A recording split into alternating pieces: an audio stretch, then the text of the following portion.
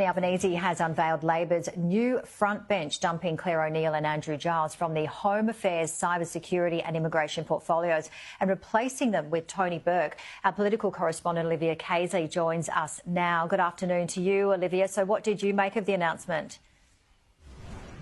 Well, there was nothing small about this reshuffle. Anthony Albanese had said that there'd just be a bit of tinkering around the edges, but I've got to say the changes are significant. The key announcement of that press conference was the fact that both the Immigration Minister, Andrew Giles, and the Home Affairs Minister, Clare O'Neill, will be shifted out of those portfolios. So those responsibilities are going to be taken on, I should say, by the current Workplace Relations Minister, Tony Burke. He's going to have pretty major responsibilities on his plate. So he'll have immigration, home affairs, cybersecurity, arts, and also be leader of the House.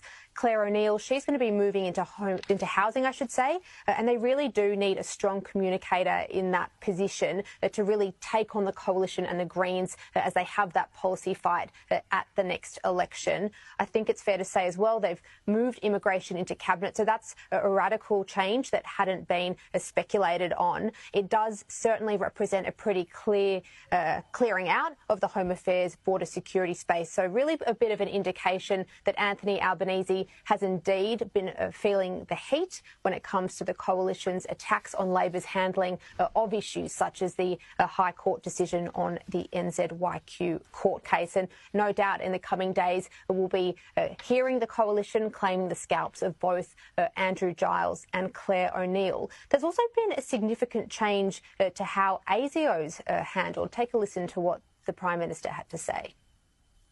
There is one change to the Department of Home Affairs, which is that ASIO will move to the Attorney General's Department.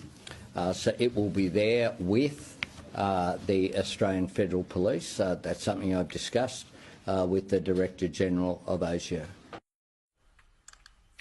So Julie Collins, she's going to be moving to the role of Minister for Agriculture. So she's replacing Queensland Senator Murray Watt. He'll be taking on Tony Burke's responsibilities as Minister for Employment and Workplace Relations. As we'd already flagged, Malarndirri McCarthy, who very much impressed colleagues with her handling of the Voice debate, she'll be replacing the much-loved Linda Burney as Indigenous Australians Minister.